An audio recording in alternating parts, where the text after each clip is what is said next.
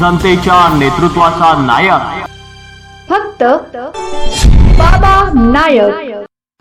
नंदुरबार तालुक्यातील पूर्व भागात आज सायंकाळी अचानक झालेल्या गारपिटीने शेतकरी आणि नागरिकांचे मोठे नुकसान झाले। झालेल्या गारपिटीने शेतकऱ्यांसाठी नागरिकांची धावपळ उडाली। शनी मंडळ, रजाडे, बलवंद, रनाडे या परिसरात दुपारनंतर ढगाळ वातावरण तयार होऊन मेघगर्जनेसह पावसाने जोरदार हजेरी लावली।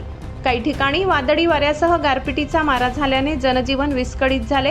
या गारपिटीमुळे सुमारे 50 ते 60% पिकांचे नुकसान झाल्याचा प्राथमिक अंदाज व्यक्त करण्यात येत आहे। विशेषतः काढणीला आलेली रब्बी पिके जसे की गहू, हरभरा आणि भाजीपाला यांना फटका बसला असल्याचे बोलले जात आहे। राज्यात सध्या हवामानात मोठा बदल होत असून 30 मार्चपासून 4 एप्रिल दरम्यान वादळी पाऊस आणि गारपिटीचा इशारा हवामान विभागाने दिलाय।